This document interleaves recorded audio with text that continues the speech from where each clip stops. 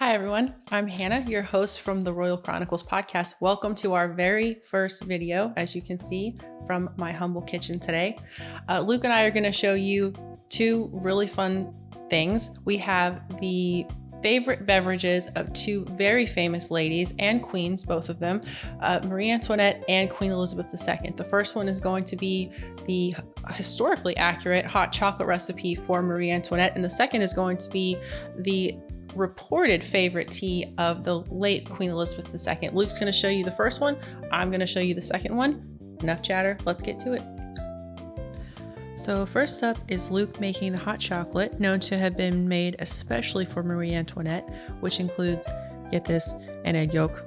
I know, but go with us on this. The finished product is really great.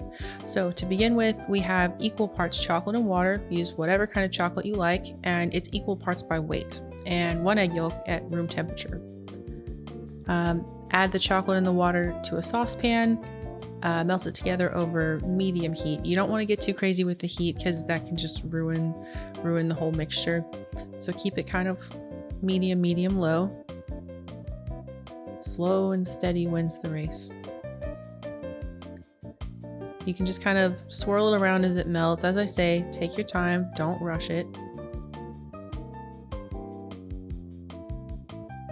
Swirl, swirl, keep going.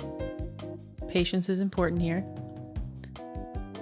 And then after a while, you probably want to take a whisk or maybe even a spoon and just keep combining. Now, this next ingredient is not part of the original historic recipe, but Luke kind of felt that it would improve the consistency. So you can add, if you want, 1 to 2 cups of milk, whole milk in this situation.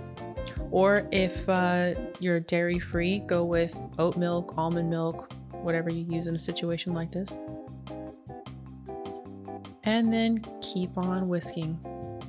Still over the medium heat, don't go crazy. Fun fact, did you know that Marie Antoinette had her very own personal hot chocolate maker? I know. And although she never really said let them eat cake, it would have made a lot more sense for her to have said let them drink hot chocolate, or whatever the French translation of that would be. I digress. Back to the chocolate operation. So once everything is nice and combined, the water, the chocolate, and the optional milk, you want to quickly add in the egg yolk and whisk it. Make sure that you take your time on this and keep the heat pretty low and whisk until it's well combined. And that, yes, Luke does move that fast. And we're almost there. Sometimes the chocolate can kind of deceive you. It can go down to the bottom. You just want to make sure there's no chunks that haven't melted. And we're almost to the finish line. You can see from here how smooth and silky it is. Much better than anything you get out of a packet, trust me. And there you have it, the finished product. Pour it into your favorite vessel of choice. Hot chocolate fit for a queen, you might say. Lovely.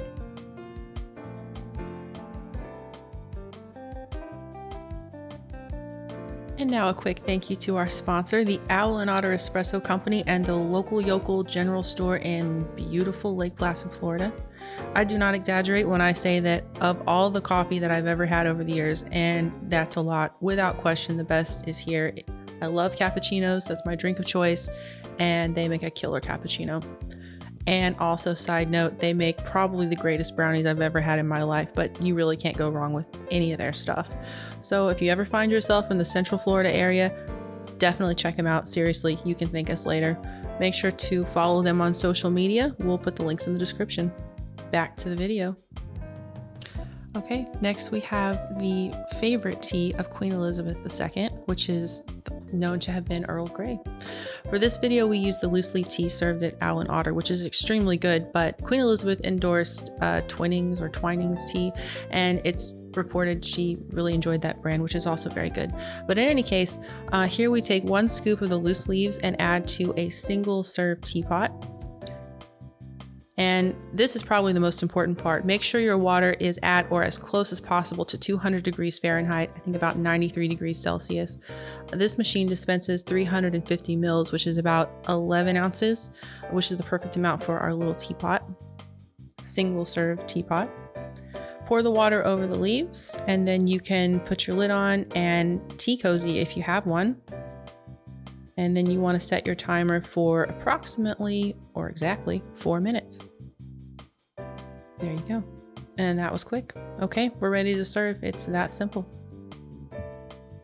If you would like to dress up the situation, feel free. This is how they serve tea at Owl and Otter, so that's what we're doing here. And now I'm aware that there's a debate as to whether the milk should go before or after the tea, but here the tea is going first. Lovely, nice and golden. You know, before this, I had never tried Earl Grey, and it's actually quite nice. I'm a big fan of regular English breakfast tea, I guess you'd call it black tea. Queen Elizabeth is said to have enjoyed just a splash of milk. Now the best for last, I had read Queen Elizabeth was known to enjoy scones or tea cakes with her tea, but today we went with the freshly made lemon cake. It's fabulous. And there you have it, tea fit for a queen.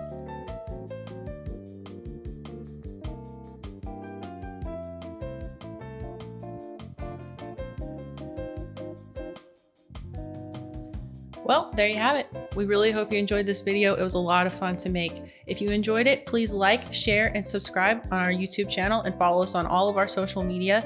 Make sure to check out our regular podcast episodes on Spotify and Amazon Music. Thanks again for watching, and a special thank you to our sponsor for this episode, Owl and Otter Espresso Company and the local yokel general store in Lake Placid.